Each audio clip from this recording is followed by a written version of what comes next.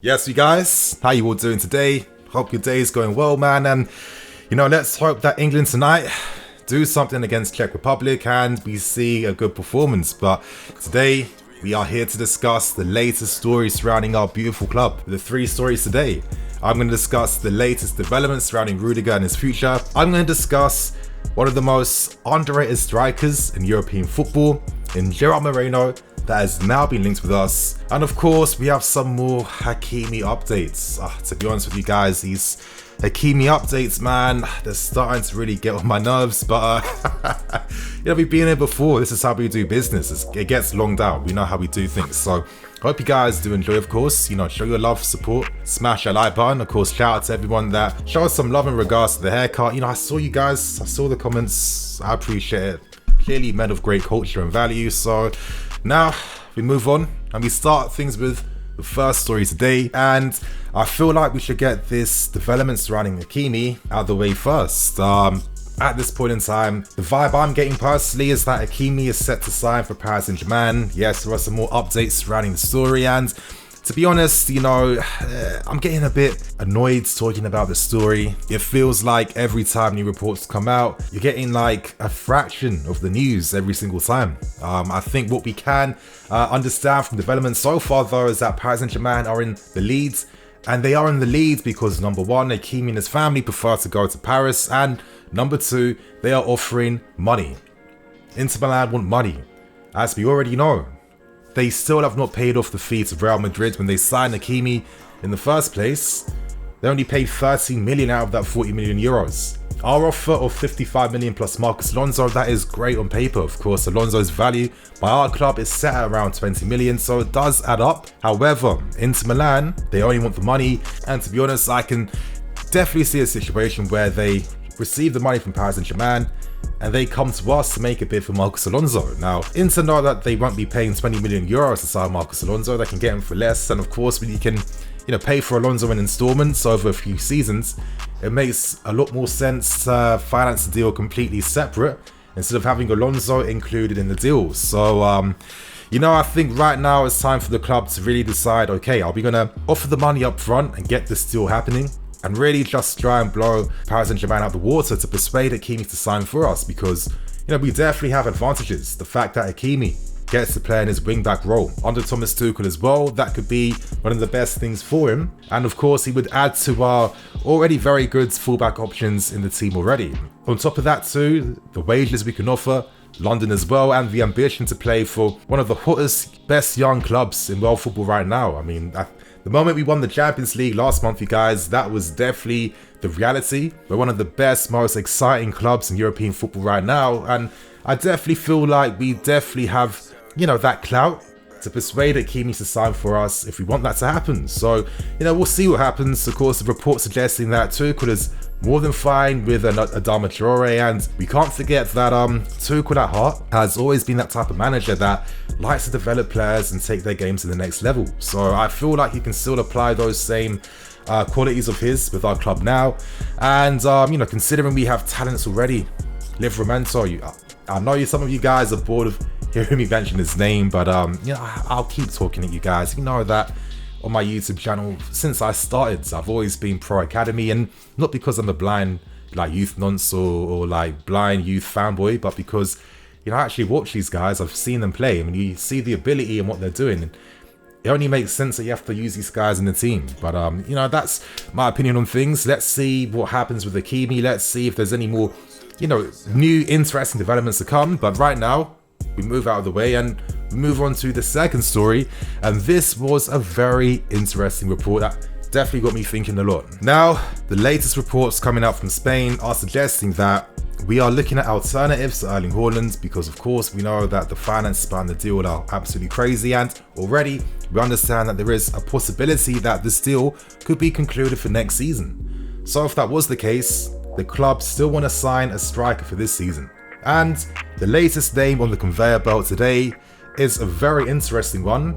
His name is Gerard Moreno. He plays for Villarreal. He's had another incredible season, 30 goals and 11 assists. For me, this guy is a very underrated player, and For my own personal preference, I always love technical forwards. I think that in modern day football, strikers don't necessarily have to be the most technical players in the team, but if you have a technical striker, that gives you a lot more options in the team. And when you have a manager like Thomas Tuchel, you guys, the maths is very simple. Moreno can play as that inside forward down the right hand side. He can play in the middle, he can play off a strike, and he can play deeper too. For me, this guy is like a Gerard style of player, a very complete forwards. And the goal contributions, you guys, 41 in goal contributions. Some of the assists that he plays, the goals that he scores, match-winning goals. He scored a goal against Man United in the Europa League final too. He's been showing for the past few seasons now that he is a very serious player. And at 29 years old, it feels like now he is ready for the next step. I think it's quite interesting that we are being linked again with another left-footed striker. And with Gerard Moreno, I definitely feel like he has that quality and ability where he can complement the players around him. I could easily see him and Havertz having a lot of fun together with Mason Mount. There'll be times when he'll be rotating alongside Werner and others as well. And when you look at his attacking metrics, I mean, this guy ranks high all the time, for key passes, for dribbles, for headers won. You know what I mean? Final third entries, all that good stuff that you want to see. For me, I've seen him play a few times as well, so he's always been very impressive. And that one skill I like about him is that, that little like Luis Suarez like chop on the ball. Like when Moreno does that, he does that because he can also score with his right foot. And it really is no surprise that reports from Spain are suggesting that Tuchel is an admirer, because for me, this player is like a Thomas Tuchel signing. This guy is the perfect Thomas Tuchel player. I have to keep things real, you guys. I think Gerard Moreno is a great player. Now, of course, the argument I've used before. If we can't sign HAALAND, then we don't sign anyone else. A part of me, I'll be honest with you guys, because it is my channel too. A part of me would still be happy to give Tammy Abraham an opportunity, because, this guy was our leading scorer last season, was leading scorer of the season beforehand, and everyone thinks he's not good enough. So he must be doing something right if he's been the leading scorer 2 seasons in a row. I think that if he had that faith behind him, he's going to blossom and develop. That's the important word. Develop his craft and game to the next level. He's got plenty more years to do that. But, a part of me feels like at this point, maybe it's quite redundant to still think along those lines, because it's quite clear that Tuchel or the club or whoever or both just don't want him anymore. So it brings up one of those realistic realities where you need to really decide, if we can't sign HAALAND, maybe we should sign like a backup striker for now. And I think with a Gerard Moreno, a player like him can still be part of the squad for next season. I guess that would put more pressure on Timo Werner, but to be honest, you guys, if you're playing for clubs like this, and as we've seen already, our leading goal scorer is going to get kicked out and sold on. It'll be the same thing for Werner if he doesn't step up for next season. So I definitely think that I could see Moreno working. I can see him making a lot of sense. And yeah, I know that his release clause is ridiculous for very understandable reasons. And yeah, I know he's 29 years old, but I do feel like in modern day football now, as we're seeing, I think we have to adapt how we see players, getting close to the age of 30 years old. I think that players can easily play for years and years and years now, as we're seeing with the shining examples like your Ronaldos, Cavani, Silvers, etc, etc. If you have that intelligence, which is the most important thing, you can play for a very long time. And in football, it's not like every signing lasts for like 10 years. Sometimes you only need players for like 3 seasons or 4 max. So I don't know, they're my thoughts on him. I think this guy's a very talented player, and it would be very interesting if we see more reports surrounding his name. But right now, you guys, beyond things with the final story, final 2 ones will be focused on Rudiger and Hakim Ziyech. With Rudiger, as Sky Sports have reported, they've stated that he has given his word to Tuchel that he wants to play for next season. Now, he hasn't done that with the club right now, but obviously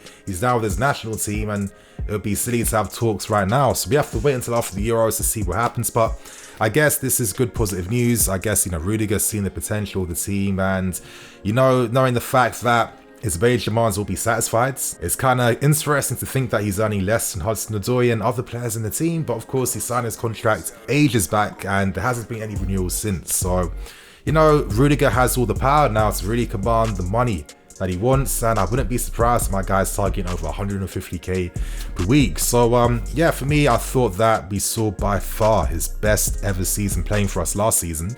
The ball playing out from the back was world class. simply world class. The switch balls to the right hand sides, the way he plays them, the balls over the top, and the mistakes. I don't remember a single mistake throughout the entire season, you guys. Has to stay.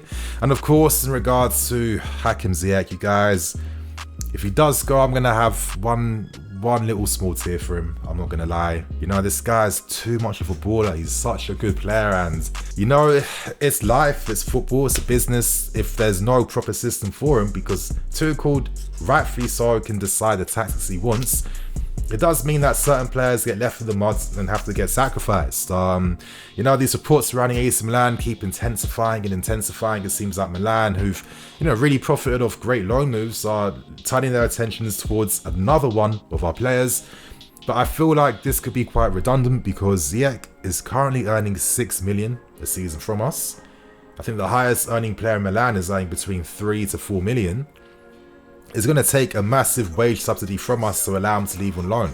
You know, Milan like his profile. He's a player that can play out wide. He can link with the players in the middle as well. And, you know, he's great for playing the balls in behind for the forwards that they need. For me, if he was still using a 4-3-3, and I'm hoping that next season we have to alternate between two formations, 3 at the back and a 4-3-3, that is best for the squads, then I feel like we'd have to keep Ziyech. And it would be kind of crazy to discard him after one season.